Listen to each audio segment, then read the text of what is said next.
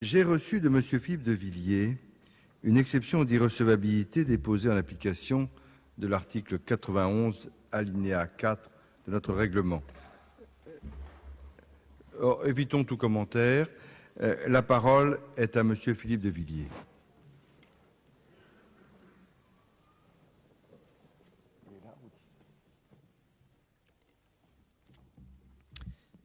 Monsieur le Président, Monsieur le Ministre, Madame le Ministre, si j'en juge par le dernier Eurobaromètre, c'est un honneur pour moi de me trouver à cette tribune dans la situation de représenter la France silencieuse, une France majoritaire aujourd'hui, sur des questions qui touchent l'avenir de l'Europe. J'ai préparé, conformément à notre règlement, 3 interventions. La première, au nom de tous les Français frustrés d'un grand débat et d'un référendum sur l'Europe. La deuxième, au nom de tous les Français qui ne veulent pas de l'élargissement à la Turquie, évoqué à l'instant par Monsieur le ministre des Affaires étrangères. Et le troisième, au nom de tous les Français qui ne veulent pas d'une constitution fédérale. Je remercie Monsieur le Président d'avoir veillé à une application loyale du règlement. Je lui en suis reconnaissant. J'aurais pu parler une 4e fois au nom de beaucoup de parlementaires qui sont ici ou qui ne sont pas ici et qui se taisent, mais qui n'en pensent pas moins. 15 ans de salle d'attente. Il aura fallu 15 ans de salle d'attente pour que ces pays de l'Europe centrale et orientale, de l'Europe post-pénitentiaire, et qui ont payé pendant 45 ans de leur sang et de leur silence notre tranquillité, réintègrent l'Europe. L'actualité européenne enchaîne aujourd'hui 2 questions. La première, celle de l'élargissement de l'Europe. La seconde, celle de la constitution de l'Europe. Or, ce sont 2 questions siamoises,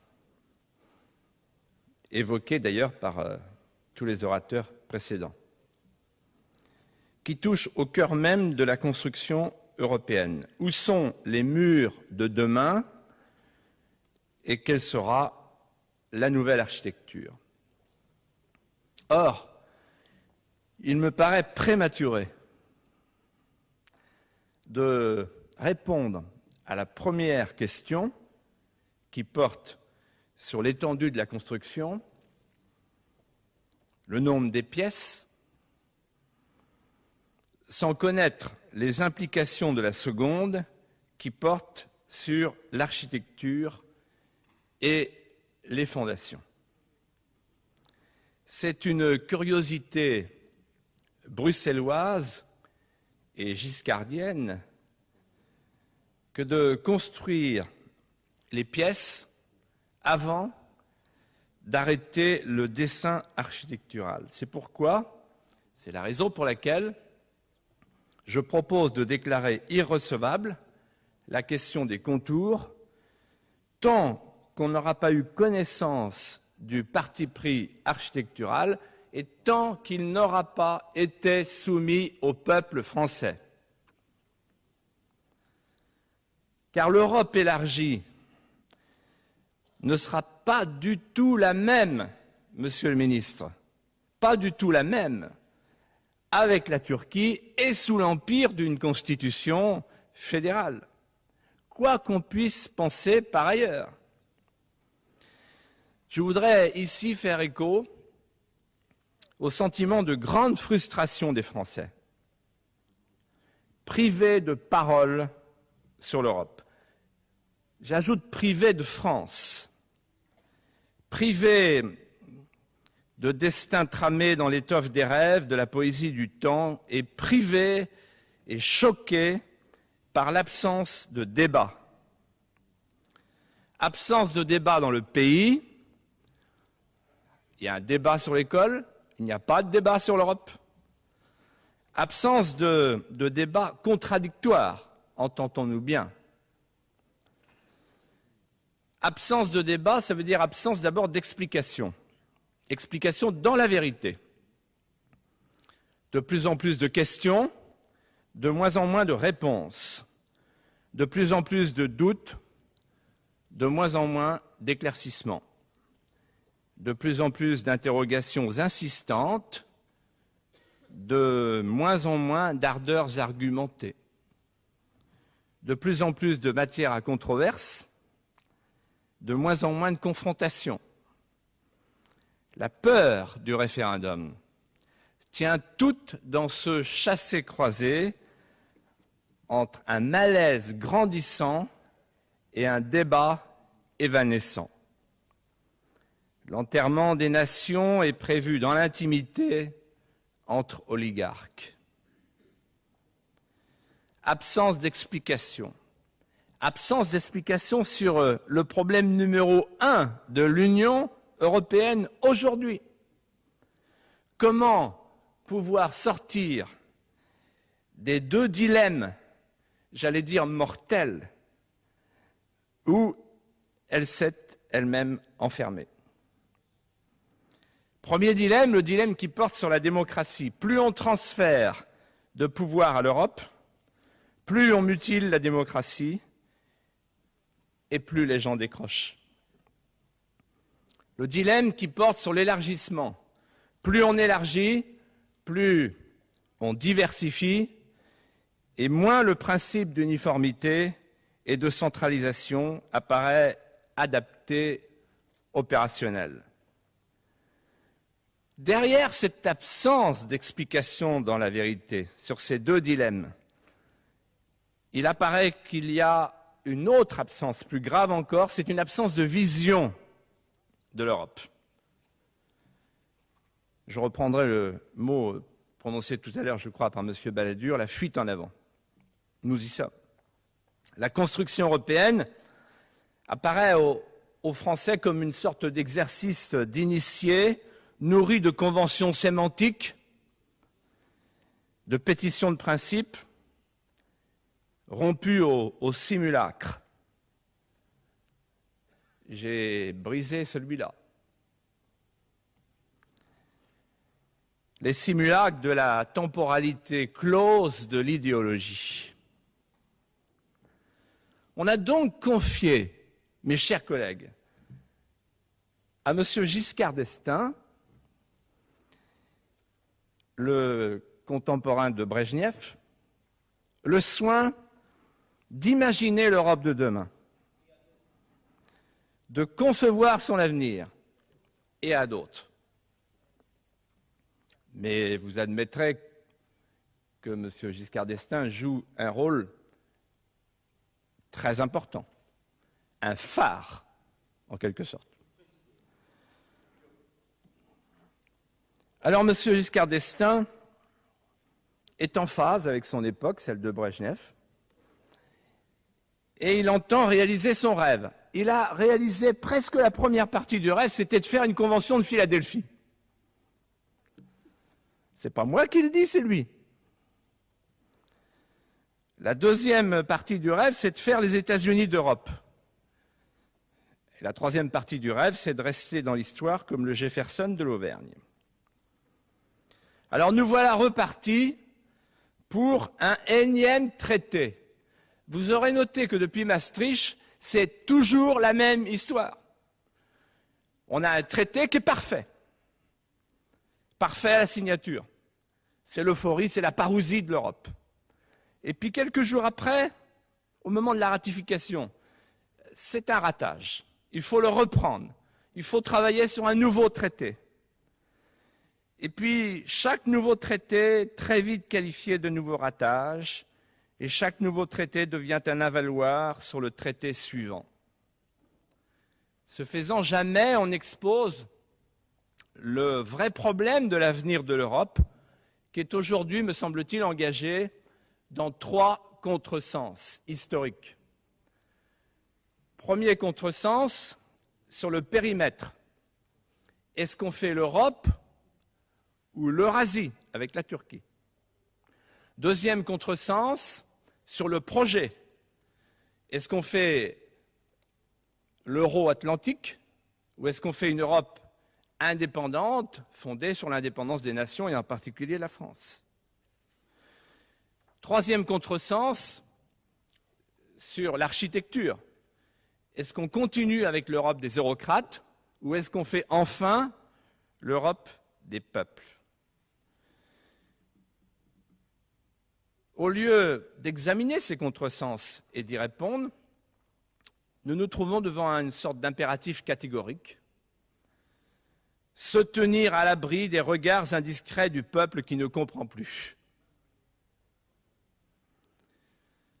Absence d'explication, absence de consultation. L'Europe de Bruxelles n'est plus populaire. Ce n'est plus le peuple qui a peur de l'Europe de Bruxelles, c'est l'Europe de Bruxelles qui a peur du peuple, c'est-à-dire de son suffrage. Elle avance, cette Europe de Bruxelles, selon des principes prudentiels, selon la bonne vieille technique de l'empilement, pour rendre les choses inextricables et empêtrer les Gulliver du commentaire. 3 principes prudentiels: continuer comme avant. Deuxièmement, éviter les rencontres avec les Français. Et troisième principe, empêcher que le grondement ne s'exprime dans les urnes. Alors ça donne quoi concrètement? Premièrement, éviter qu'il y ait à l'occasion des élections européennes un débat national sur l'Europe, exprimant par exemple un fort courant d'euroscepticisme. Alors on casse le thermomètre, c'est fait, c'est du beau travail. On dénationalise le scrutin, on l'éclate en scrutins régionaux pour le dénationaliser et le dépolitiser. Deuxièmement, éviter que les Français ne soient amenés à se prononcer sur le principe de l'élargissement. On se souvient de Georges Pompidou qui avait proposé aux Français la question de l'adhésion de la Grande-Bretagne. On aurait pu imaginer, personne ne l'a évoqué, je l'évoque, que les Français se prononcent sur l'élargissement. Troisièmement, éviter à tout prix, naturellement, une consultation sur l'adhésion de la Turquie. Alors là, la recommandation du dernier sommet, je crois que c'est Copenhague, est très intéressante. Décaler, décaler, décaler, décaler pour mieux sauter. C'est-à-dire empêcher à tout prix, je crois même que c'est la France qui l'a demandé, toute coïncidence de calendrier entre la négociation et les élections européennes. Des fois qu'il y aurait un vase communicant.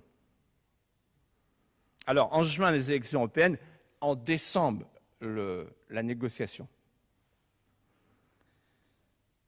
Éviter, quatrièmement, à tout prix un référendum sur la Constitution. Mes chers collègues, vous le savez très bien, il n'y aura pas de référendum sur la Constitution. Mais au fait, puisqu'on est au Parlement, je me suis posé une question en préparant ce propos. On n'aurait pas pu envisager que le Parlement français soit saisi, consulté sur le projet de texte constitutionnel, puisqu'en fait, ses représentants méritants, talentueux, n'ont jamais reçu de mandat explicite les enjoignant de rédiger non pas un simple traité, mais une constitution. Quant au peuple, il ne sera consulté qu'à une seule condition, que le vote soit acquis. Et là, les questions qui se posent, vous les connaissez, elles traînent tous les jours dans la presse. Est-ce que les moyens de propagande suffiront? Et est-ce que l'accord entre l'UMP et le PS sera plus heureux que pour la Corse? Pas sûr. Donc, nous sommes dans l'expectative. Il n'y aura pas de référendum, mais après tout, les élections européennes tiendront lieu d'élections référendaires.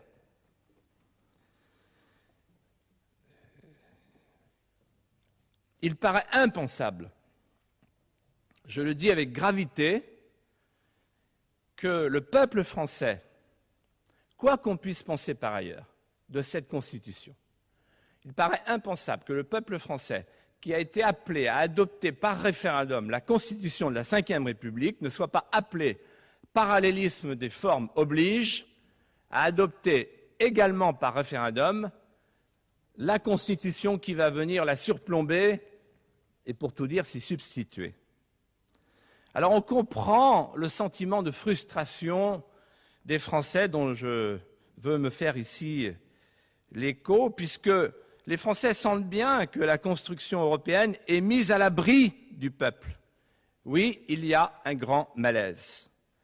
Je voudrais exprimer ce malaise et essayer de l'expliquer. Pourquoi est-on passé en quelques années de l'enthousiasme de commande, au moment de Maastricht, à l'incompréhension, et aujourd'hui de l'incompréhension au désarroi? Il me semble que la première raison, c'est que la perte de souveraineté n'est plus reçue comme une abstraction.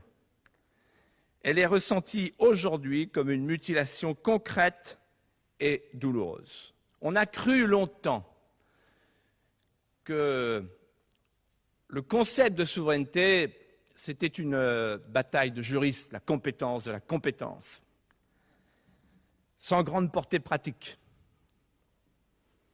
Vous parlez de souveraineté, mais on ne comprend pas. Soyez concrets. Qu'est-ce que c'est? Ah, aujourd'hui, les choses ont changé. À l'époque, c'est vrai qu'on citait toujours les mêmes exemples. La chasse et les fromages. Et on ajoutait petit malheur catégoriel pour grand bien collectif. Mais maintenant, il suffit de tendre la main sur l'étagère, au jour le jour, il y en a sur tous les rayons, chaque jour, apporte son lot de brimades, son lot de mépris, son lot de morgue. Des commissaires, ayatollahs. Mutilation concrète de nos libertés. La souveraineté, c'est comme la liberté, c'est quand on en est privé qu'on en mesure le prix. On peut, là, dresser un petit inventaire rapide. Pour les ouvriers d'Alstom, de Bulle, de Péchinet, pour les ouvriers de France aujourd'hui, depuis la dernière intervention du commissaire Monti, ils savent ce que ça veut dire que la souveraineté industrielle. Ça y est, on sait. Les commissaires thaumaturges, dont la marotte obsessionnelle est de fusionner les nations et de fabriquer de main d'homme un peuple unique, de subordonner et d'humilier les États, se sont mus depuis quelques semaines, depuis quelques mois, en prenant confiance en commissaires fossoyeurs, prédateurs. Ils font prévaloir aujourd'hui la logique des règles quand ils le peuvent, pas cette nuit. La logique des règles sur la logique des hommes. Je reprends là l'expression, je crois, de M. Raffarin, qui, dans une confession touchante sur TF1, il y a peu de temps, a confessé son souverainisme budgétaire en disant « Je préfère la logique des hommes à la logique comptable, la logique des bureaux ». Comme il avait raison. La souveraineté culturelle. J'étais là, tout en haut de l'hémicycle, et j'écoutais, il y a une semaine, le talentueux Philippe Auberger. Il évoquait le groupe Editis et le groupe Hachette, qui sont suspendus pour leur avenir, si j'ai bien compris, à l'arbitrage des commissaires. Je le cite, après l'avoir bien écouté. Le groupe Editis devait être racheté au printemps dernier par le groupe Hachette, mais l'opération a été soumise à la Commission européenne qui a publié il y a une dizaine de jours un mémorandum relevant 12 objections sérieuses à cette fusion. Il y a donc un risque, il s'adressait au Premier ministre, que ce groupe très important pour le pluralisme de l'édition en France se désagrège, voire passe sous contrôle étranger. Et il évoquait les fonds de pension américains. Et il pose la question, qu'allez-vous faire? Que faire? Puisque ça n'est plus à nous de faire. La souveraineté fiscale. Tous les restaurateurs de France savent ce que ça veut dire, la souveraineté fiscale avec la TVA pour les restaurateurs, une promesse du président de la République qui n'a pas pu être tenue. La souveraineté budgétaire. Avertissement, sanctions, amendes, le budget de la France et de l'Allemagne qui devait être mis sous curatelle budgétaire comme les travailleurs sociaux dans les maisons de retraite, parfois, dans les cas extrêmes, mettent sous curatelle les très vieilles personnes qui ont perdu la tête. Ça a failli nous arriver cette nuit. Et puis l'Allemagne et la France se sont rebellées. La bureaucratie bruxelloise veut imposer des règles absurdes. Elles sont inapplicables. Aujourd'hui, la France et l'Allemagne font sauter la banque. Un mort, le pacte de stabilité. La souveraineté alimentaire. On a parlé récemment dans le Nouvel Observateur du souverainisme alimentaire. La Commission propose d'autoriser les OGM. Le Conseil freine. Il résiste. Pour combien de temps? Pour combien de temps encore pourra-t-on préserver nos assiettes de ce que les Anglais appellent la nourriture Frankenstein? Est-ce que la règle à Bruxelles, c'est que ce soit toujours les mêmes qui gagnent, c'est-à-dire les grands semenciers, les multinationales agrochimiques du Gaucho, du Régent, etc. Le souverainisme se décline de 1000 manières. Je suis souverainiste, cela veut dire, Monsieur le ministre, je n'accepte pas d'être livré aux forces du monde qui viennent briser un à un mes attachements vitaux. Je n'accepte pas que ce soit les forces du monde qui me disent ce que je dois manger, ce que je dois penser, ce que je dois dire. La souveraineté agricole. La France a cédé à Luxembourg. Le ministre Guémard en a été mari. C'était en juin 2003. Pourquoi elle a cédé? Parce qu'elle ne pouvait pas ne pas céder puisque la France a perdu son droit de veto, tout simplement. Et que quand vous n'avez plus votre droit de veto pour protéger vos intérêts vitaux, vous n'avez plus que des banderoles pour manifester et vos yeux pour pleurer. L'Europe a capitulé devant l'Amérique avant le sommet de Cancun en acceptant de démanteler par avance la politique agricole commune. C'est d'ailleurs un chassé-croisé inattendu que je soumets à la réflexion de Mme Lenoir. Car ce sont les souverainistes qui auront été les derniers défenseurs de la préférence communautaire, c'est-à-dire du marché commun agricole, alors que ce sont les eurofédéralistes qui l'auront livré aux lois erratiques d'un marché mondial dominé par l'Empire américain. La commission de plan Fischer en plan Fischer, d'affaiblissement de la pêche en marginalisation de notre agriculture, défait consciencieusement les politiques communes qui ont fondé l'Europe. Le marché commun agricole incarnait une volonté stratégique, la souveraineté alimentaire de l'Europe. La France s'est éteinte, elle ne pouvait pas faire autrement, pas de veto, et l'Europe s'est exécutée. Or, le découplage entre le revenu et le travail, M. Charette sait très bien cela puisqu'il rencontre tous les jours des agriculteurs dans un département voisin, comme M. Hérault dans un département voisin. Qu'est-ce que disent les agriculteurs? Par-delà leur sensibilité, ils disent que le découplage entre le revenu et le travail brise le lien entre l'effort et la récompense, que c'est un système soviétiforme, parce qu'il sépare le travail de la rémunération. C'est un système humiliant pour les travailleurs de la terre comme pour les travailleurs de la mer. Alors, merci, messieurs les commissaires. Monsieur de Charette, quand vous êtes dans le Maine-et-Loire, à mon avis, vous avez un autre discours sur la question de l'Europe agricole. En tout cas, je vous le conseille. Moi, voilà ce que j'entends. mon voisin qui est agriculteur, voilà ce qu'il m'a dit. Hier, exploitant agricole, demain, jardinier sauf-causien. Hier, pêcheur de poissons, aujourd'hui, pêcheur de fioul. Hier, semeur de récolte, demain, producteur de formulaires. C'est vrai que c'est un changement de métier. Comme dirait le président de la FNSEA, il va falloir s'adapter. Et nous n'aurons plus qu'à accroître nos achats de soja américain, nos génétiquement modifiés, nos achats de blé canadien, de lait néo-zélandais, de viande bovine argentine, il paraît qu'elle est très bonne. La sécurité des approvisionnements de l'Europe sera désormais à la merci, c'est pas moi qui le dis, c'est M. Fischer, mais ça a l'air de le satisfaire, à la merci d'une sécheresse en Australie, de troubles en Ukraine, d'un embargo américain, d'une crise en Argentine, d'une épidémie de fièvre afteuse en Nouvelle-Zélande, etc. Pendant que nous aurons transformé nos agriculteurs résiduels en jardiniers fonctionnalisés, en forçats dans l'intensif et en planteurs de primes. La seule Europe qui existait vraiment, elle est défaite. Et c'est un terrible échec pour l'Europe et pour la France que celui de Cancun. Ainsi résumé par le commissaire Lamy, le négociateur européen. Je cite, « Nous avons imposé aux agriculteurs européens un sacrifice inutile. » Son postulat est une curiosité qu'on peut ainsi résumer.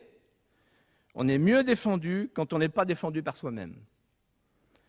Il n'a cessé de nous répéter avant Cancun, je reprends son expression parce qu'elle est savoureuse, Cancun sera un match entre éléphants. Il y aura l'éléphant américain, il y aura l'éléphant du groupe de Cairns, et il faut que l'Europe, ça soit un éléphant. Malheur à qui ne sera pas un éléphant, c'est lui qui parle. Il risque d'être piétiné. Eh bien, en fait d'éléphant, l'éléphant européen était plutôt un bitard poitevin, corps de saumon, tête de fouine et queue de dindon ou de baudet. Car l'improbable synthèse de positions totalement divergentes entre adversaires et partisans de la PAC a fait qu'on a fait un sacrifice en Europe pour rien.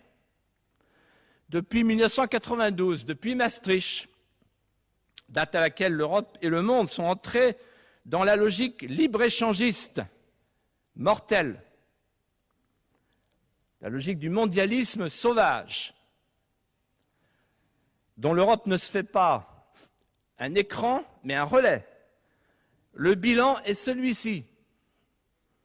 Chaque jour, 500 exploitants agricoles quittent la terre en Europe. Chaque jour, 5000 paysans pauvres meurent de faim dans le tiers-monde. C'est un désastre.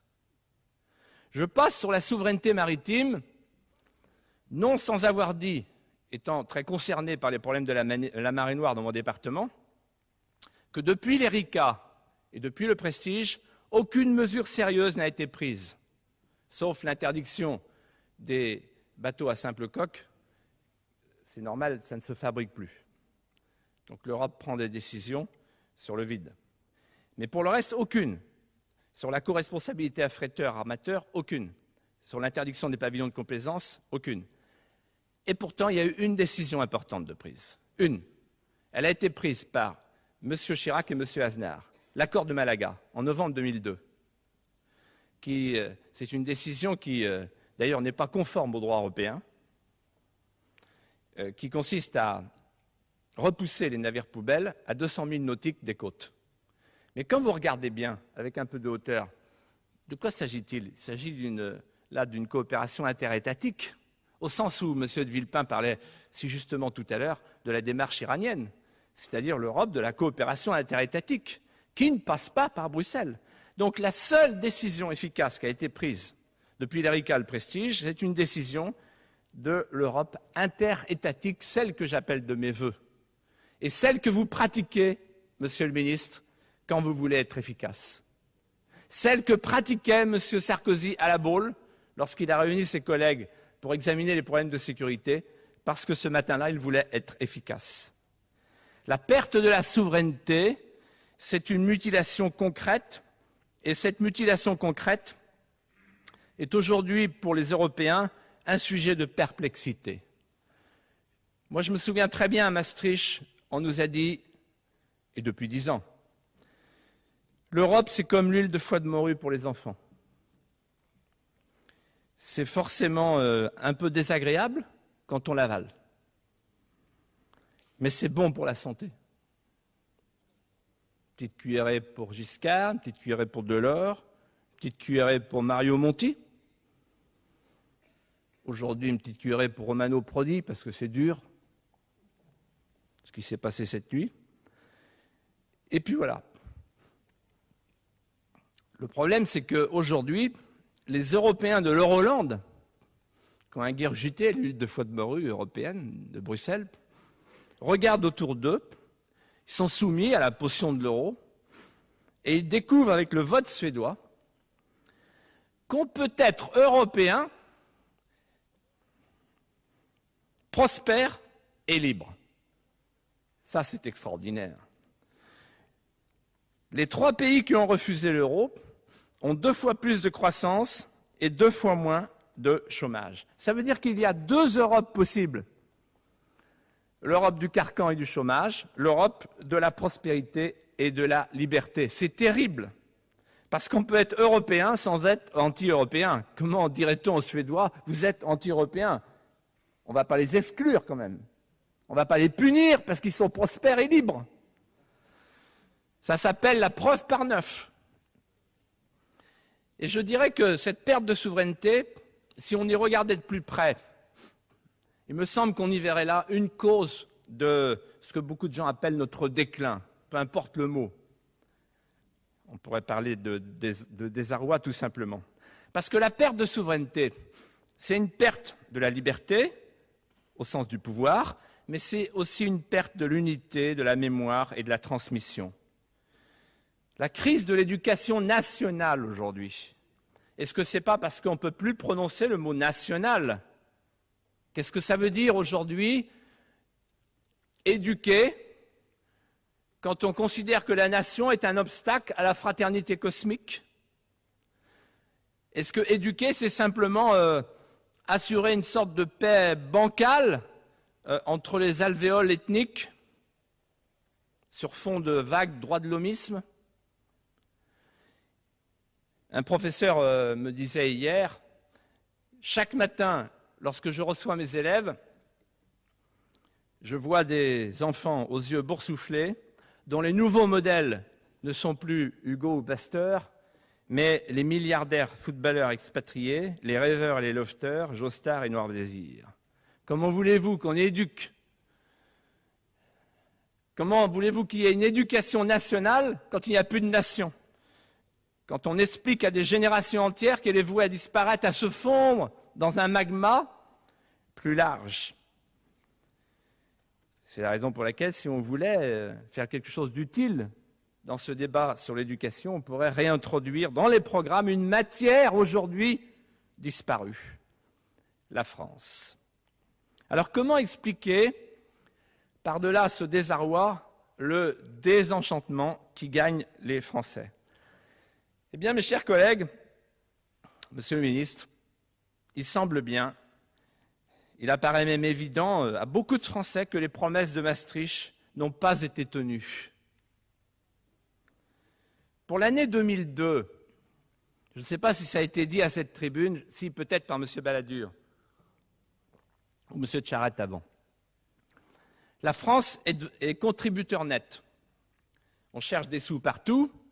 À l'Europe, il y en a, puisque la France paye 2,8 milliards d'euros de plus qu'elle ne reçoit.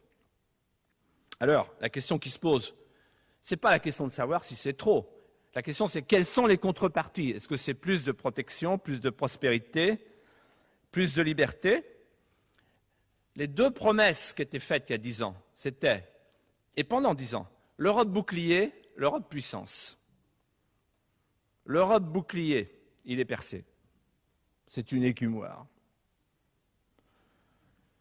Le bouclier commercial. En fait, de bouclier commercial, l'Europe ne brandit pour se protéger qu'une éponge de fortune dont elle inonde d'une main lasse son sillage de retraite.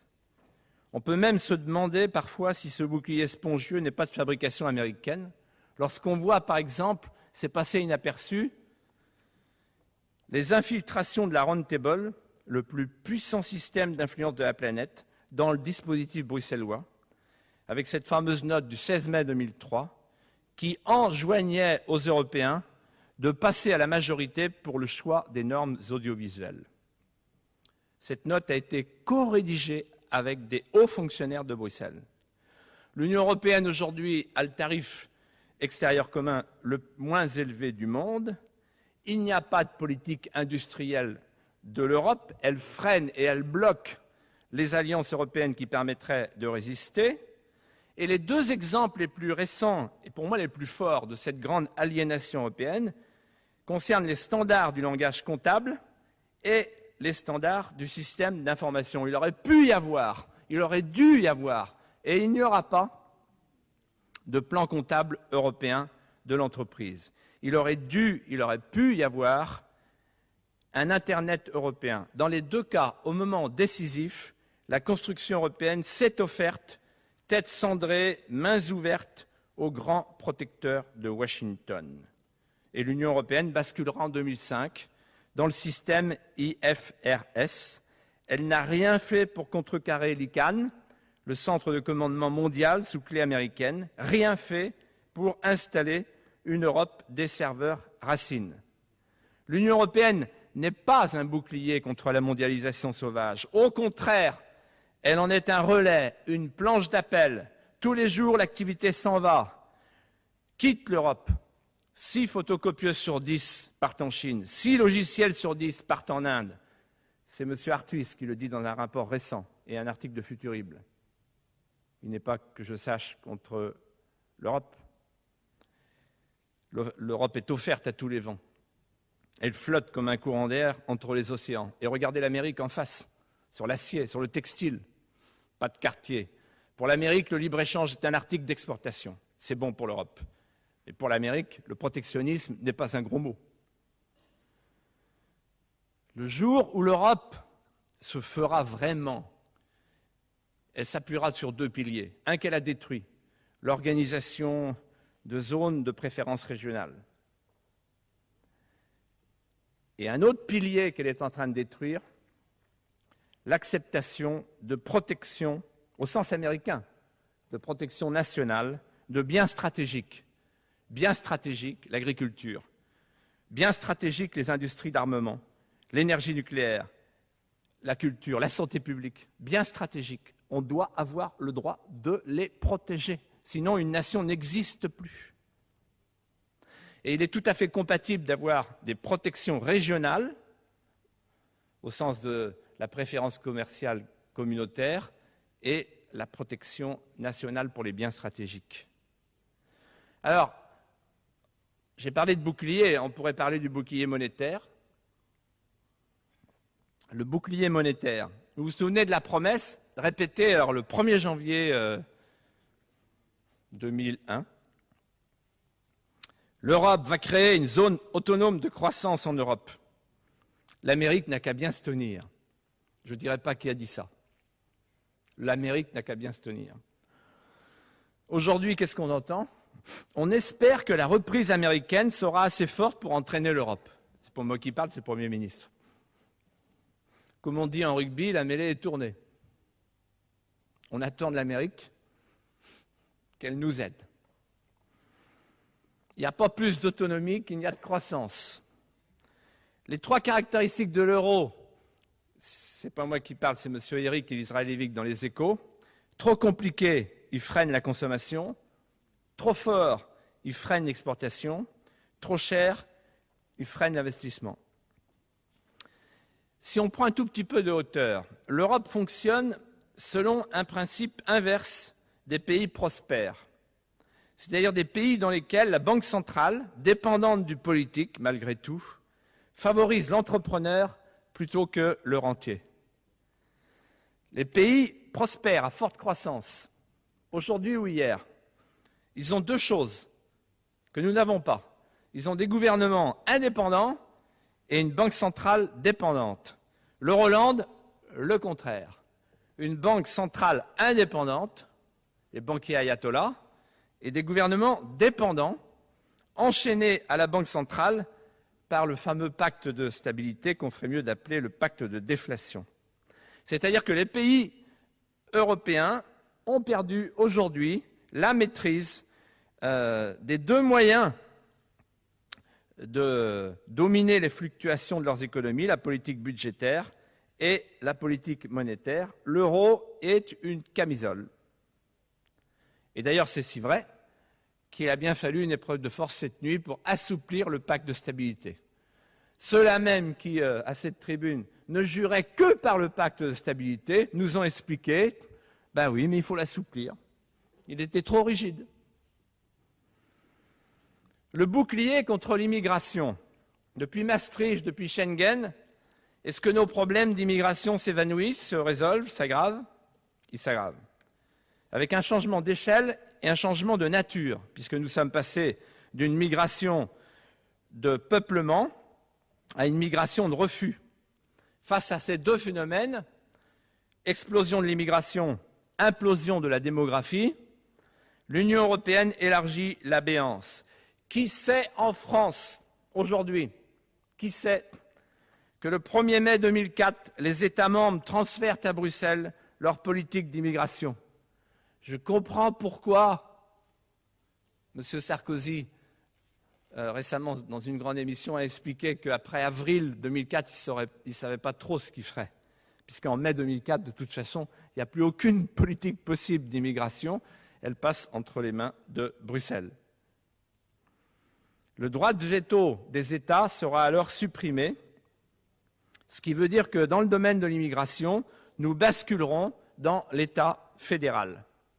L'Europe devait nous protéger, elle nous a désarmés. En 10 ans, s'est installé le communautarisme, par coïncidence, en pleine poussée avec l'émergence d'une politique européenne unique, une frontière unique. Il ne restera plus qu'à attendre l'entrée de la Turquie pour compléter le dispositif et pour préparer une situation imprévisible, une situation de chaos. En préparant cette intervention, Monsieur le ministre, j'ai eu connaissance d'un rapport non publié, non rendu public, un rapport du 14 novembre 2003 du groupe de travail Évaluation collective. Ce rapport est consternant. Je souhaite qu'il soit transmis à tous les parlementaires français. Il révèle l'état incroyable d'impréparation des 10 nouveaux États membres au système de Schengen. La première partie est consacrée à la gestion des frontières. C'est une situation gravement lacunaire. Le constat est terrible. Et il est d'autant plus terrible si on réfléchit au fait que bientôt, la frontière des pays de l'Europe centrale et orientale sera notre frontière extérieure par simple application de la Convention de Schengen. On y trouve des choses stupéfiantes, par exemple sur les visas. Je ne veux pas les lire, je vous fais grâce de toute cette partie technique. Mais enfin, le constat est affolant pour toutes les politiques d'immigration. Le rapport parle en termes soigneusement édulcorés, calculés pour ne froisser personne, et on y trouve des phrases comme celle-ci. Jusqu'à l'adhésion, il est impératif de placer ces pays sous surveillance permanente, en anglais « continuous monitoring », surveillance permanente, en ce qui concerne leur capacité à contrôler et à combattre l'immigration illégale et le travail clandestin. Même s'ils ont adopté une législation conforme aux directives européennes, leur capacité d'action, leur efficacité concrète dans ce domaine est souvent lacunaire, etc. La France connaît aujourd'hui une grave crise de l'immigration. Le nombre des demandeurs d'asile est passé de 20 000 en 1999 à plus de 80 000 en 2002. Et à nouveau plus de 80 000 en 2003, alors qu'il baisse partout ailleurs, notamment en Grande-Bretagne et en Allemagne. Un rapport de novembre 2002 qui a été remis en main propre à M. Sarkozy et que M. Sarkozy n'a pas voulu publier parce qu'il est effrayant. Le rapport Escoffier évalue le nombre de migrants clandestins annuels à 200 000 personnes. Ces migrants clandestins s'ajoutent aux 200 000 migrants réguliers que la France accueille chaque année, par exemple au titre du regroupement familial. 207 000 exactement en 2002, pour être précis, selon, je cite, le rapport au Parlement sur les titres de séjour du ministère de l'Intérieur. La logique de Schengen est en partie responsable de cet afflux massif de migrants en situation irrégulière. En supprimant progressivement, entre 1995 et 2000, ces contrôles aux frontières nationales, en l'absence de toute frontière extérieure crédible, les gouvernements français ont favorisé un appel d'air considérable sur le territoire français. Avec l'élargissement, cette situation ne peut qu'empirer dans des proportions qu'il est impossible aujourd'hui d'évaluer. La France n'a plus de frontières nationales. Elle dépend pour sa sécurité migratoire d'une frontière extérieure européenne, aujourd'hui largement défaillante, et demain, après l'élargissement, totalement perméable. J'aborderai cette nuit les autres sujets concernant la sécurité, notamment la question qui concerne la police et la lutte contre la criminalité. Je dirais simplement que l'augmentation de la prostitution en France s'explique déjà à 80% par les trafics de personnes humaines en provenance de l'Europe de l'Est. Les pays d'Europe orientale sont aussi des plaques tournantes du trafic de drogue, particulièrement d'héroïne en provenance d'Asie centrale. Mais j'ai parlé d'Europe bouclier, premier slogan de la dernière décennie eurofédéraliste. Je ne veux pas oublier de parler de l'Europe puissance, juste pour dire, ou plutôt pour rappeler ce qu'on nous a dit à l'époque. On nous a dit ceci: vous les Européens, et surtout vous les Français, acceptez d'amputer votre souveraineté, elle vous sera rendue au centuple par Bruxelles. C'est comme si on disait à un athlète: amputez-vous de vos 2 jambes, offrez-les à la science, alors vous courrez plus vite. 10 ans après, que trouve-t-on? Une addition de souveraineté mutilée qui ne produit pas plus de puissance qu'une addition de cul-de-jatte ne produit de vélocité. Aujourd'hui, l'Europe n'est pas, mais alors pas du tout, une puissance de contrepoids. C'est une puissance additionnelle et supplétive. Et c'est l'honneur de M. Villepin de le savoir et de l'avoir éprouvé au moment de la crise irakienne, avec talent et avec courage. Donc je ne pense pas que sur ce point-là, au moins, il réplique d'une manière contradictoire. Alors pourquoi, au fond, cette Europe soumise est-elle à ce point continentale et atlantique? Je pense pour 3 raisons. La première, c'est qu'il y a un génome européen de l'atlantisme. L'Europe à 15 est, du point de vue géopolitique, atlantiste et continentale. C'est-à-dire qu'elle ne s'intéresse pas au monde, contrairement à la France. Elle laisse sans envie la puissance américaine exprimer et imposer sa vision du monde. Pourquoi? Parce que la plupart des nations européennes, vous le savez bien, Monsieur le ministre, ne sont pas des puissances mondiales, mais des puissances régionales. Donc si Washington, pour peu que Washington vienne soutenir leurs projets régionaux, cela leur suffit. Elles ne voient pas d'inconvénient à ce que, par ailleurs, les États-Unis assurent sans partage la domination sur le reste du monde. Deuxième raison, la volonté des nouveaux pays adhérents. La volonté des nouveaux pays adhérents, c'est d'entrer dans un bloc transatlantique. Václav Havel, lorsqu'il parle de l'Europe, de l'Union européenne, je le cite, il parle de la communauté euro-atlantique. Et d'ailleurs, symboliquement, l'entrée dans l'OTAN a été le sas propédeutique pour ces pays, avant l'entrée dans l'Union européenne. Je ne rappellerai pas l'épisode des F-16 polonais. On remet un chèque à la Pologne. À la fin du mois, 3 milliards 500 millions d'euros pour l'adhésion, le chèque d'adhésion. Entre la dinde et les marrons glacés, la Pologne achète pour 3 milliards 500 millions d'euros des F-16 américains. Voilà à quoi a servi l'argent des contribuables européens. Mais pour eux, c'est naturel. J'expliquerai pourquoi d'ailleurs plus tard. L'Europe a mis 15 ans à les accueillir. L'OTAN a mis moins de temps. Les Américains ont été plus lestes et plus rapides. Et d'ailleurs, je citerai tout à l'heure, je regrette qu'il n'y ait plus de socialistes, ça les a dégoûtés et démoralisés. Mais s'ils étaient là, je citerai François Mitterrand qui a dit, j'aurais rappelé cette phrase célèbre, il faudra des décennies pour qu'ils puissent entrer dans l'Europe. Quelle erreur géostratégique. La troisième raison, c'est que le projet géopolitique des États-Unis d'Amérique, il est très simple, vous le savez bien, puisque vous vous y heurtez tous les jours. Et c'est l'honneur de la France. Un bloc transatlantique contrôlé par Washington et abrité par un dôme protecteur, l'OTAN.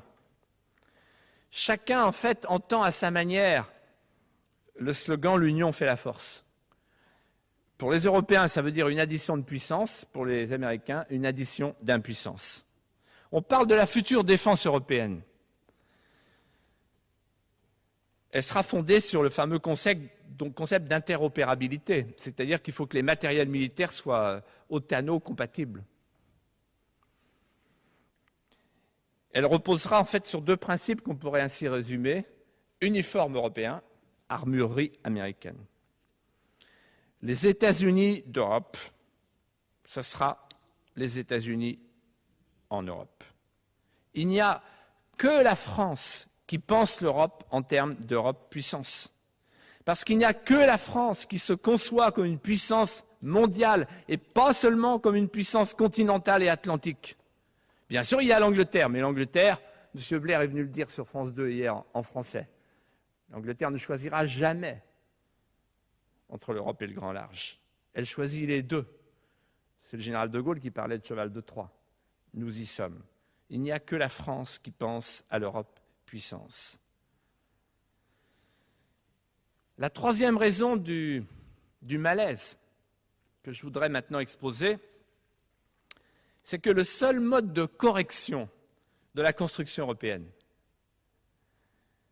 qui pourrait être au fond de faire respirer les États, de sanctionner l'expérience. Par exemple, l'expérience d'un pays tout seul qui tient tête à l'Empire au moment de l'Irak, c'est la France. Ce qui lui vaut un prestige décuplé dans toutes les nations du monde, et spécialement les petites nations, les nations pauvres, les nations démunies. On pourrait donc tenir compte de l'expérience. Eh bien non, au contraire, c'est la fuite en avant. La fuite en avant, pour reprendre le mot de M. Balladur. Merci, M. Balladur, d'être venu ainsi à mon secours.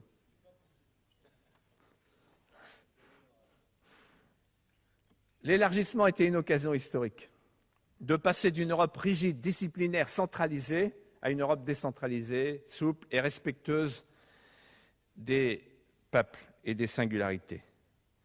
Et quelle est la réponse?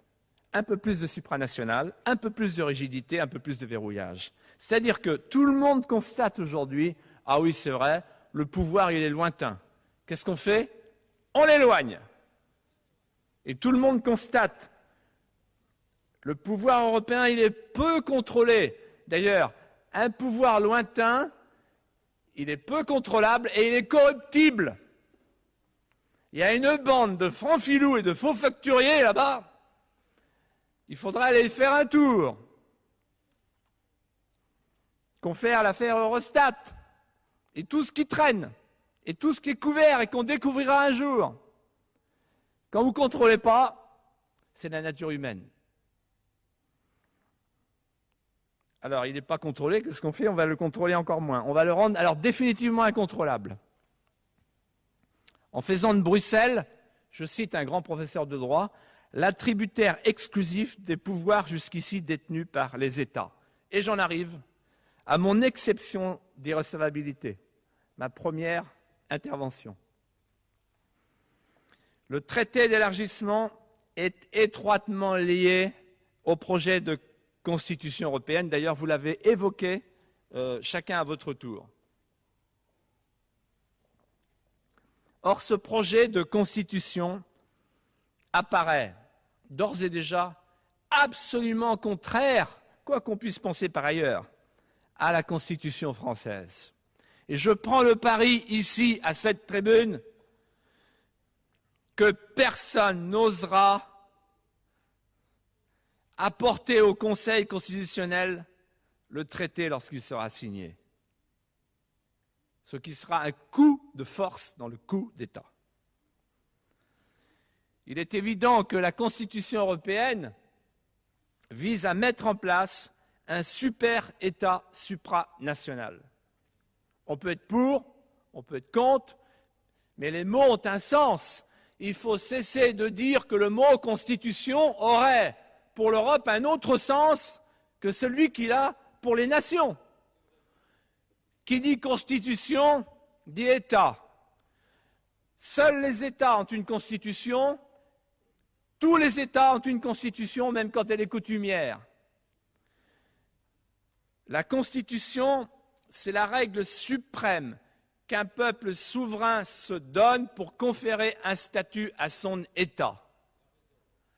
Et donc, qui dit Constitution européenne, dit État européen, c'est-à-dire un État européen supra-étatique, ce qui veut dire que la Constitution de la Ve République deviendra une norme inférieure, une sorte de règlement intérieur d'un land, allez, d'un super-land, avec des gouverneurs du land qui iront, comme M. Raffarin et M. Sarkozy, la tête cendrée, le cœur en berne, quémander quelques avantages sur le marais près de vin et la TVA sur le disque, là-bas, auprès de nos nouveaux maîtres.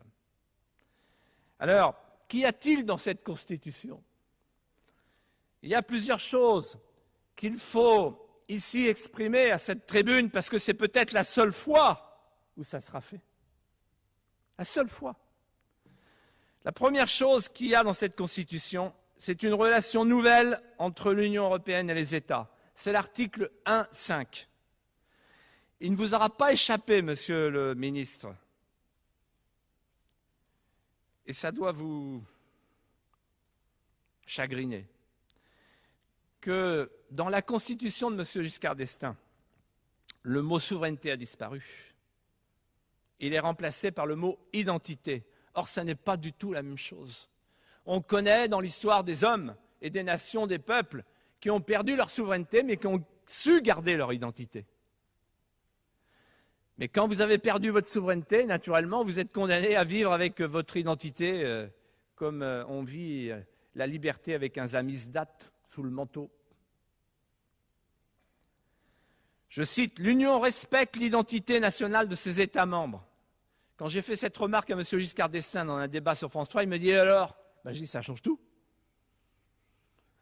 Le texte ne dit pas « L'Union respecte la souveraineté nationale. » Non, c'est fini la souveraineté. Deuxième élément clé, la supériorité juridique du droit européen sur les droits nationaux. C'est l'article 1.10.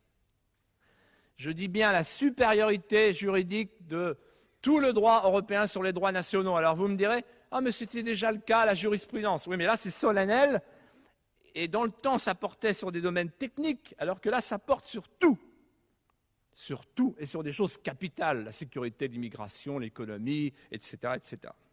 Avec une Cour de justice qui devient de facto la Cour constitutionnelle de l'Union européenne. Et puis il y a la panoplie sémantique à laquelle, monsieur le ministre, vous devez être sensible quand même. Le mot loi M. Giscard d'Estaing le voulait, ce mot. Ici, il y a des lois. Là-bas, il y aura des lois.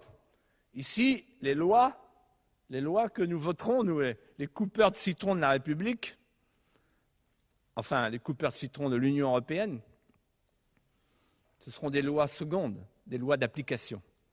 Et les lois là-bas, leurs lois à eux, édictées par la Commission, avec son monopole d'initiative, seront les lois de l'Europe, avec l'autorité du mot. On prend les gens pour des gogos, il faut leur dire, il faut oser leur dire. Et puis, ministre des Affaires étrangères, tiens, ministre, ça y est. Alors, il y avait un hymne, maintenant il y a des lois, il y a la citoyenneté européenne, il y a des ministres, ça y est, il y a le premier, ministre des Affaires européennes. Donc, il y a la panoplie sémantique qui va bien au-delà du changement de terminologie. On est là dans la portée symbolique. Les hommes politiques savent très bien ce que c'est la portée symbolique des mots. Ensuite, l'intégration de la Charte des droits fondamentaux dans la Constitution européenne. Apparemment, aucun intérêt. Tout le monde s'en fiche. Et pourtant, ça va permettre, par exemple, aux Basques et aux Corses d'aller se faire reconnaître des droits là-bas, à la Cour de justice transformée en cour constitutionnelle, tout simplement parce que les États seront dépouillés de leur mission première qui consiste à assurer la protection des droits et des libertés de leurs ressortissants. La personnalité juridique de l'Union européenne. Alors là, Monsieur le ministre, je tombe de l'armoire. Je ne peux pas penser une seconde que vous acceptiez les conséquences de ce qu'on dit dans les couloirs de Bruxelles. On dit dans les couloirs de Bruxelles que c'est fait pour permettre à l'Union européenne de chipper, de subtiliser, de conquérir le siège de membre permanent du Conseil de sécurité de la France. Puisque, en fait, l'Union européenne aura la personnalité juridique, elle deviendra un acteur international à part entière, elle agira, elle négociera non plus au nom des États, mais en son nom propre, et donc, tout naturellement, un petit coup d'épaule, et on prend la place de la France ou de l'Angleterre. C'est au choix. Mais probablement que la France se dévouera, parce que la différence entre la France et l'Angleterre, c'est que les Anglais défendent l'Europe. Quand il s'agit de défendre l'Angleterre, la France défend la France en défendant l'Europe. C'est le contraire. Généralisation aussi des décisions à la majorité qualifiée. Alors là, j'ai entendu tout à l'heure des orateurs s'exprimer en disant « c'est génial, c'est formidable, on va multiplier les décisions à la majorité qualifiée ».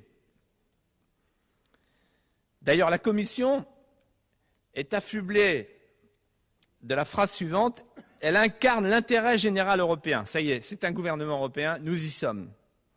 Quant au Conseil des ministres, il est transformé en institution supranationale. Qu'est-ce que ça veut dire la généralisation de la majorité qualifiée? Ça veut dire que demain, le veto, c'est l'exception. La majorité, ce sera la règle. Ça veut dire qu'entre la Commission et le Conseil, il n'y a plus de différence. Ce sont deux fédéralismes. Commission avec le monopole d'initiative, Conseil avec la majorité. À partir du moment où le Conseil est fondé sur le principe de la majorité, nous sommes dans le fédéralisme. Le Conseil n'est plus l'organe de représentation des nations et des souverainetés. Enfin, un dernier point, la Constitution impose la mise sous tutelle des politiques étrangères nationales au profit d'une politique étrangère unique. Monsieur le ministre des Affaires étrangères, cette politique étrangère unique, soit elle ne se fera pas, parce que sans doute vous pensez au fond de vous-même, dans ce cas-là, il n'y a pas trop de dégâts. On n'a pas froissé nos partenaires, notamment votre collègue Joschka Fischer qui a envie d'être ministre à votre place, au niveau de l'Europe. Soit ça se fera. Vous prenez un sacré risque. Parce que si ça se fait, cette politique étrangère unique, elle sera atlantique, c'est-à-dire américaine.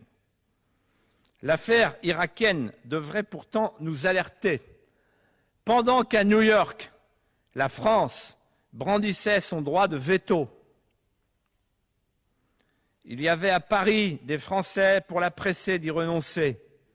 Comment peuvent-ils vouloir à New York une France aux mains libres et à Bruxelles une France aux mains liées? C'est vous dont je parle à New York. Vous, talentueux et courageux, face à l'Amérique. C'est M. Giscard d'Estaing dont je parle, à Paris, à Bruxelles et à Strasbourg. France aux mains libres, France aux mains liées. Comment peut-on se satisfaire de notre veto pour le monde et l'abolir pour l'Europe? Alors cette exception d'irrecevabilité se double d'une question préalable que je vous soumettrai cette nuit.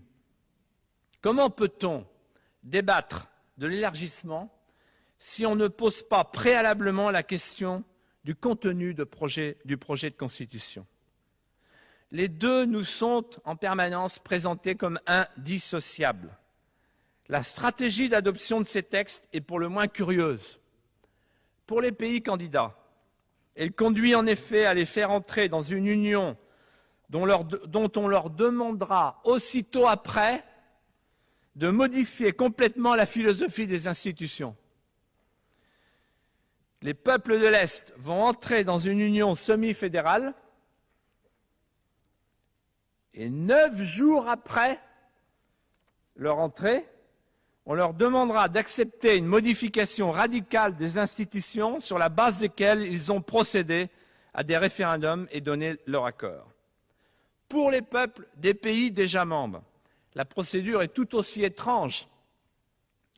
On leur demande de faire les yeux bandés le saut de l'élargissement, sans leur dire quels changements institutionnels en seront demain la conséquence. C'est pourquoi, en tant que parlementaire français, je pense qu'il serait honnête de demander au gouvernement de s'adresser lui-même au Parlement pour savoir quels principes institutionnels nouveaux le Parlement est prêt à accepter, puisqu'il va tout perdre. Autant demander aux condamnés de choisir le bandeau. Parallèlement à l'élargissement, il y a la Constitution. Ce grand élargissement, je le dis en croisant le regard de M. Lequillier, car nous avons un bon souvenir ensemble. Notre première visite en Pologne, nous avions rencontré ensemble Lech Walesa. Ce grand élargissement, c'est une occasion historique gâchée, et c'est grave. Car nous sommes nombreux, effectivement, à avoir attendu le moment où l'Europe, réunie après 45 ans de séparation artificielle, due au communisme, allait pouvoir de nouveau respirer avec ses 2 poumons. Notre joie devrait donc aujourd'hui être sans mélange. Et pourtant, c'est une impression de malaise qui prédomine. Le sentiment que nous avons raté un rendez-vous historique et que cet élargissement différé n'est pas l'union que nous avions espérée au lendemain de la libération des peuples d'Europe centrale et orientale. Que s'est-il donc passé? Il s'est passé que le grand élargissement aurait dû être une réunification, les mots ont un sens, et que cette réunification a été transformée en un rendez-vous manqué, ou plutôt une suite de rendez-vous manqués. L'euphorie des retrouvailles ne débouche sur aucun projet politique novateur pour l'Europe. Rappelons-nous pourtant l'immédiate après 1989, l'euphorie des retrouvailles, l'immense élan de sympathie qui s'empare de nos populations à la suite de la libération des peuples d'Europe centrale et orientale de l'idéologie communiste. Chacun arbore le pins de Solidarność. Aujourd'hui, c'est l'euro qu'arboraient beaucoup de parlementaires. Ce n'est pas le même pins. Chacun a conscience, à ce moment-là, que Walesa Havel, Landsbergis et tous ceux dont ils incarnent le destin viennent d'écrire une grande page de notre histoire commune, une page dans laquelle nous nous reconnaissons. Et pourtant, cet enthousiasme populaire, aucun dirigeant ouest européen, et notamment français, faute de vision historique, ne saura le capitaliser à temps et le transformer en un projet politique novateur pour l'Europe qui vient de se retrouver. S'enchaînent alors les rendez-vous manqués. Je citais tout à l'heure François Mitterrand, et maintenant que je vois un représentant du Parti socialiste, je le recite. Voilà. M. Mitterrand a déclaré que les pays d'Europe qui viennent de se libérer ne sauraient rejoindre l'Union européenne, je cite, avant des décennies. Quel dommage. Il présente d'ailleurs à Prague un projet de confédération qui n'est en fait qu'une Europe de seconde classe et un faux-nez destiné à préserver la mise en place du super-État à l'Ouest. En 1992 encore, la commission institutionnelle du Parlement européen, au lieu du supranationalisme s'il en est, écrivait dans un rapport, je cite, « Il n'est ni possible ni nécessaire que tous les États qui sont européens se rassemblent dans l'avenir en une union. » Donc, pas de réorientation de la construction européenne permettant un accueil immédiat des pays de l'Europe centrale et orientale au sein d'une grande confédération politique européenne. L'élargissement aurait dû être l'occasion d'une réorientation fondamentale de l'Union européenne dans le sens d'une flexibilité devenue indispensable pour répondre à la diversité de ses membres. L'accueil des nouveaux membres au sein d'une grande confédération politique européenne aurait dû être immédiat. Mais au lieu de définir cette nouvelle Europe en s'appuyant sur l'expérience qu'ils venaient de vivre, on leur a imposé à ces pays qui sortaient de prison un parcours du combattant avec les fameuses 80 000 pages de l'acquis communautaire dont se vantait tout à l'heure M. Charette. Ah, c'est beau, c'est intelligent. 80 000 pages, on aurait pu même 180 000 pendant qu'on y est. Est-ce que c'est ça, l'Europe politique qu'on veut construire? On aurait dû penser en termes de coopération intergouvernementale et leur rendre cette coopération accessible d'entrée. Faute d'avoir su engager à temps cette orientation fondamentale, c'est l'OTAN qui va tenir lieu de projet politique. Alors le 1er mai 2004 ne sera pas, pour les nouveaux membres, la grande fête de la réunification du continent qu'elle aurait dû être, mais une admission intéressée, chèrement acquise, âprement marchandée, tardive et consentie, comme à regret par Bruxelles. Ce qui aurait dû être un projet politique fondé sur les aspirations et les valeurs des peuples sortant du communisme devient un processus technocratique et comptable d'extension vers l'Est des normes économiques et juridiques de Bruxelles. Et d'ailleurs, c'est si vrai qu'il y a un désenchantement que la France elle-même, si j'ai bien compris, et l'Allemagne envisagent de reformer un couple à part, de refaire chambre à part. On le lit tous les jours dans la presse. Peut-être est-ce vrai, peut-être est-ce faux, mais au moment même où on nous parle de la réunification, l'Allemagne et la France repartent ensemble. Méfiez-vous d'ailleurs de ce couple, parce que c'est l'Allemagne qui portera la culotte. Et elle sera de fabrication américaine, malgré tout. Alors oui, les Français sont inquiets, déboussolés. On a parlé de délocalisation. Notre agriculture, notre industrie, notre recherche. À l'heure des raids américains sur nos industries de défense, à l'heure où la Chine ambitionne de devenir la manufacture du monde et le Brésil le nourrisseur de l'Europe, nous ne devons plus gaspiller notre énergie en élaboration d'échafaudages institutionnels supranationaux et contraignants. Nous devons au contraire la consacrer à assembler dans tous les domaines stratégiques les volontés, les compétences, les financements qui permettront à nos pays d'Europe de rester demain indépendants et de créer une force commune. N'oublions jamais que les créateurs d'Ariane, d'Airbus, nous ont montré le chemin en bâtissant des industries aéronautiques spatiales européennes puissantes en se passant de la bureaucratie bruxelloise. Si les peuples européens sont aujourd'hui plus réservés sur l'élargissement, mes chers collègues, c'est aussi parce que ils ont conscience que l'élargissement qu'on nous présente en cache un autre. Un élargissement peut en cacher un autre. L'élargissement à la Turquie. Et c'est la raison pour laquelle, c'est une des raisons pour lesquelles à l'enthousiasme ont succédé le doute et l'interrogation. Cet élargissement sans générosité, mal ficelé, générateur d'amertume multiples, précède un autre élargissement qu'on veut leur dissimuler. Je le dis solennellement pour ne pas provoquer de méprise. L'adhésion des 10 nouveaux membres d'Europe centrale et orientale paraît aller de soi à tous les Français. C'est un retour à la normale, retour dans la famille. Ils sont aussi européens que nous. Mais, vous l'avez d'ailleurs effleuré tout à l'heure, Monsieur le ministre, pour la Turquie, c'est une autre histoire.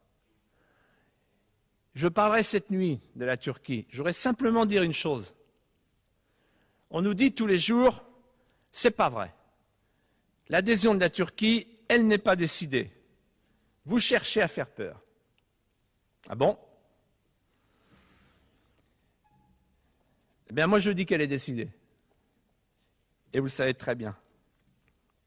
Même si aujourd'hui, depuis les attentats d'Istanbul, il y a un petit peu de flottement dans les chancelleries. C'est bien naturel. On voudrait nous faire croire que rien n'est fait et que toutes les options restent ouvertes. C'est toujours la même histoire. On ne dessoule pas un ivrogne avec un verre de lait. On habitue les gens. Si on avait parlé de constitution européenne au moment de Maastricht, jamais les gens ne l'auraient accepté. Mais petit à petit, un petit pas. Propagande. Et là, pour la Turquie, on en est au stade, attendez, oh là là, attendez, la négociation n'est pas commencée, les critères de Copenhague, la fameuse temporalité close de l'idéologie avec sa sémantique. La réalité, c'est que l'Union européenne s'est engagée dans une stratégie de non-retour, sans jamais consulter, selon les bonnes vieilles méthodes fédéralistes, les peuples concernés. L'engrenage a commencé d'être mis en place en 1963, vous l'avez dit, avec une promesse d'adhésion précédant l'accord d'association, sous l'amicale pression des États-Unis déjà. Puis il y a eu le cap décisif franchi en 1999. Je me souviens d'ailleurs de M. Giscard d'Estaing qui avait dit à Helsinki, l'Europe est morte à Helsinki. Statut d'État candidat officiellement décerné à Ankara par le Conseil européen. Je cite le Conseil européen. La Turquie est un pays candidat qui a vocation à rejoindre l'Union européenne sur la base des mêmes critères que ceux qui s'appliquent aux autres candidats. La Turquie bénéficie d'une stratégie de préadhésion. On fait trempette. Préadhésion. Vous savez ce que ça veut dire, préadhésion? Ça veut dire octroi d'une aide financière très importante pour se préparer à l'adhésion. Quand vous êtes préadhérent, vous touchez déjà. C'est pratique. Troisième étape essentielle, le Conseil européen de Copenhague de décembre 2002. Sommet soumis à une intense pression américaine, vous devez vous en souvenir, puisque le président Bush appelait les autres présidents sur leur portable. Même dans la salle, le président Bush appelait en disant « Attendez, il faut vraiment faire un effort ». Et là, le sommet s'apprêtait à fixer la date de début des négociations d'adhésion avec la Turquie, quand la France a fait valoir qu'il serait peu opportun que la question turque vienne interférer avec les élections européennes, en suggérant un coup de pied en touche jusqu'au sommet européen de décembre 2004. Une telle astuce tactique ne pouvait que séduire nos partenaires. Il fut donc décidé que l'Union fixerait en décembre 2004 la date d'ouverture des négociations au vu d'un rapport de la Commission présenté en novembre 2004, mais même repoussé, chacun comprend, et d'abord le peuple turc, que cette décision équivaut déjà à accepter l'entrée de la Turquie dans l'Union. Et d'ailleurs, Ankara se comporte comme si la Turquie était déjà membre à part entière de l'Union. Elle a participé à la Convention, qui le sait. Elle est membre de la conférence intergouvernementale en tant qu'observateur, qui le sait. Elle est associée à la fameuse PESC. Elle bénéficie d'une coquette aide financière pour se préparer à l'adhésion, dont le montant a été doublé par le sommet de Copenhague. Allez sur le site d'Internet Parlement européen ce soir et vous découvrirez que le Parlement européen parle déjà le turc comme s'il s'agissait d'une des langues de travail de l'Assemblée. Ils ont déjà recruté les interprètes. Le Parlement européen, c'est l'avant-garde. Toujours un coup d'avance.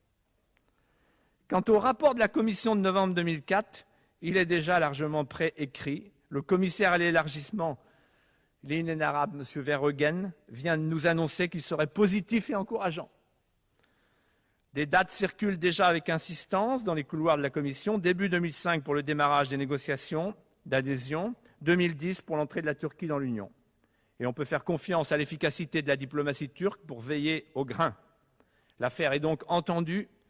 Que les peuples d'Europe se le tiennent pour dit, la campagne des élections européennes ne doit point aborder la question de la Turquie, c'est dangereux, c'est après. Elle n'est pas d'actualité, cette question, elle est hors sujet, elle est soustraite au débat, et tous les eurofédéralistes vont conjuguer leurs efforts pour dire « Chut, la Turquie, on n'en parle pas, c'est plus tard. Il ne faut pas que le peuple français soit amené à entendre parler de l'adhésion de la Turquie, surtout pas au moment des élections européennes. » Donc la Constitution européenne, on va essayer de passer en douce, ça ne va pas être simple, hein, sans référendum, et la Turquie, ça sera pour après, décembre 2005, critères de Copenhague, etc. etc. D'ailleurs, petite parenthèse, moi je n'ai jamais réclamé que les racines chrétiennes soient dans la Constitution, vu que je suis contre la Constitution, mais par curiosité, je me suis intéressé au problème. J'ai essayé de comprendre pourquoi il y avait un tel refus. Tout simplement parce que la Turquie a exigé, au nom de la laïcité, M. Erdogan, il a tous les culots, toutes les audaces, parce qu'il est sûr de lui. C'est lui. Au nom de la laïcité, il a dit pas question de mettre les racines chrétiennes, sinon nous on ne pourra pas rentrer. En d'autres termes, il a dit vous expulsez Dieu pour faire entrer Allah. Et naturellement, tout le monde s'est exécuté.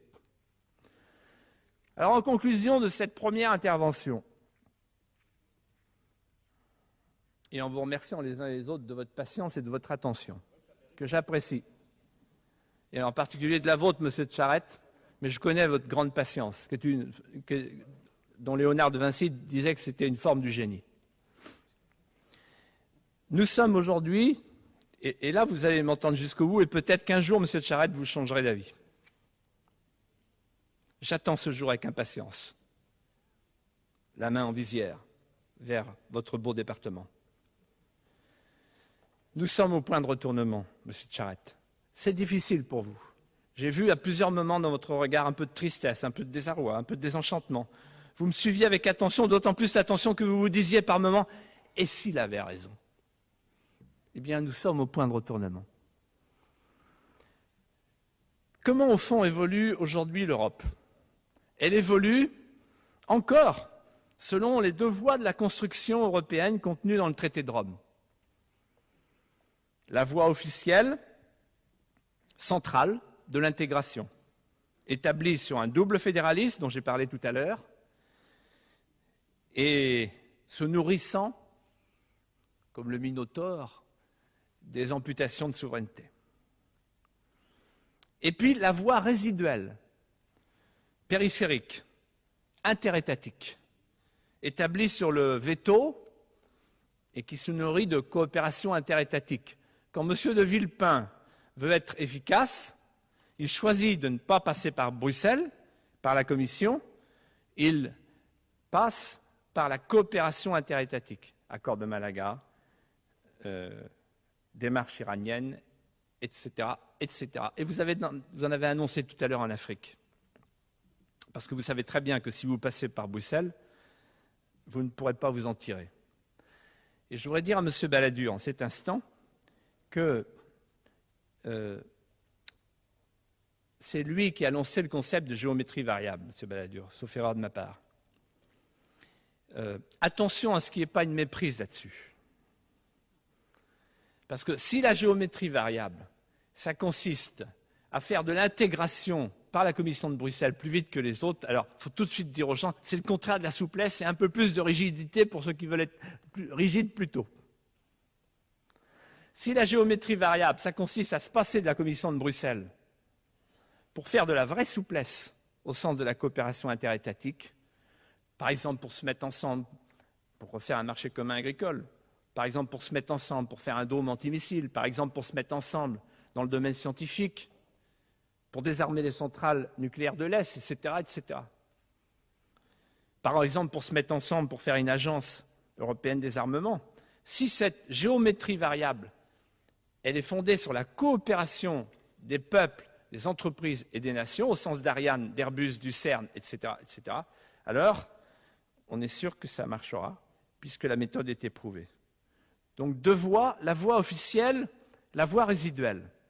La voie de l'intégration fédérale, la voie de la coopération interétatique. Nous sommes encore à la bascule. Mais aujourd'hui, l'Europe est à la croisée des chemins. Et le chemin choisi n'est pas le chemin des nations. Au contraire, le chemin choisi semble bien être celui d'un État fédéral qui les contraint et qui les intègre, au sens où le général de Gaulle disait « Si vous voulez faire coopérer entre elles les nations, ne les intégrez pas comme on intègre des marrons dans une purée de marrons. » Or, le chemin choisi, c'est la purée de marrons, je le crains. Alors la question qui se pose aujourd'hui, et que je pose à Monsieur le ministre des Affaires étrangères, est la suivante. Comment évolue l'Europe? Comment évolue le monde? Ou plutôt, comment évolue le monde par rapport à l'Europe? Parce que c'est la question de la modernité. Tout à l'heure, j'ai adressé une petite pique amicale à M. Giscard d'Estaing, qu'on a tous bien connu quand nous étions enfants. Bon, M. Giscard d'Estaing, lui, il veut un État fédéral. Il veut faire les États-Unis d'Europe. Mais est-ce qu'il ne résonne pas dans cette époque qui est la sienne? On est toujours un peu victime de ses souvenirs, de sa culture, de son passé. Est-ce que l'Europe de la Constitution, cette Europe de la rigidité, de la supercentralisation, est-ce que c'est bien l'Europe de l'avenir? Est-ce que l'Europe de l'avenir, ce n'est pas plutôt l'Europe de la souplesse, de la proximité, de la démocratie? Alors regardons autour de nous. Et là, c'est stupéfiant comme spectacle. Comment évolue le monde selon un principe exactement, rigoureusement inverse de l'Europe? Et vous le savez bien, Monsieur le ministre, si nous ouvrons le zoom de nos voisinages planétaires, le monde entier évolue selon un principe exactement contraire à l'Europe, le principe des nations. Certes, l'hyperpuissance américaine, d'une part, et le poids croissant des pouvoirs transétatiques, d'autre part, donnent parfois l'illusion d'une fin générale de la souveraineté étatique. Pourtant, plus que jamais, le monde reste fait d'États souverains. La souveraineté n'est pas une survivance, c'est même l'horizon indépassable des relations internationales. Je voudrais citer, pour terminer, Monsieur le Président, quelques réalités en quelques phrases. Première réalité, la construction européenne, avec sa volonté idéologique qui vise à abolir les souverainetés au profit d'un pouvoir technocratique supranational, est unique dans le monde. Partout ailleurs, les 170 autres États, depuis le Kosovo jusqu'au Timor oriental, pensent leur destin à travers la souveraineté. Il y avait en 1940 États souverains, il y a en 2003 5 fois plus d'États souverains. Deuxième réalité, les peuples qui luttent pour entrer dans l'histoire veulent y entrer par l'État souverain. Je voudrais souligner ici une curiosité en m'adressant à M. de Villepin. Une fois par semaine, je vous lis, je vous entends. Vous et les plus hautes autorités de notre pays, dont vous faites partie. Et que disent les autorités de notre pays chaque semaine? Elles parlent du transfert du nécessaire transfert de la souveraineté. Est-ce qu'elle parle de la France? Non, elle parle de l'Irak. Alors à chaque fois que je lis une interview de vous dans un journal, je me précipite, nécessaire transfert de la souveraineté. Ah, monsieur le ministre, enfin. Mais quand vous parlez de la France, c'est nécessaire transfert de la souveraineté à Bruxelles. Et quand vous parlez de l'Irak, c'est le contraire. C'est-à-dire que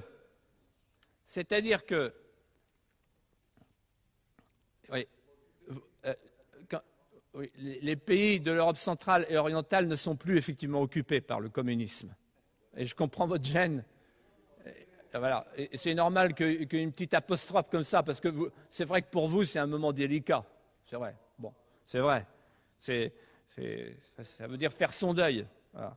Alors, laissez-moi aller jusqu'au bout, monsieur Lefort. Monsieur De Villiers, il faut conclure, votre temps est terminé. Je conclue. Voilà. Monsieur Lefort. Vous voyez, il a souri, monsieur de Villepin, oui, il a compris, il a tout à fait compris, et il a acquiescé. Bon, alors, concluez, monsieur De Villiers. Mais laissez-le sourire. Bon. Je suis sûr qu'au fond de lui-même, il se dit c'est dommage que ça soit fini. Parce que je le sens qu'il faceille et qu'il vacille. Monsieur De Villiers, j'ai cru comprendre que ça continuerait tout à l'heure. Tout à l'heure, monsieur le ministre. Voilà. Après le dîner. Voilà. Donc je conclue. Merci. En disant ceci. Donc d'un côté, la France, pour la France, la souveraineté, le concept de souveraineté, c'est le passé, c'est périmé, c'est contraire à la liberté. Pour l'Irak, c'est l'avenir, la modernité, la liberté. Troisième réalité, de toutes les unions régionales, il y en a 85 dans le monde qui existent et qui se développent, l'Union européenne est la seule organisation supra-étatique abolissant les souverainetés nationales. Toutes les autres sont organisées en coopération interétatique qui ne remettent pas en cause les prérogatives de souveraineté. Enfin, les logiques de puissance ont changé de nature. Les anciennes notions de taille, d'étendue, d'échelle, de masse critique datent du XIXe et du XXe siècle. Bien sûr, c'est un avantage colossal et considérable d'avoir la taille et la masse critique, mais ça n'est plus suffisant et on peut y substituer autre chose, des réseaux, un avantage technologique, un rayonnement, une influence. Nous sommes entrés dans le monde de la puce et de la miniaturisation. La puce peut tuer le mastodonte, petite nation, nation puissante. Le lance-pierre de David est devenu un laser. Il peut aveugler Goliath.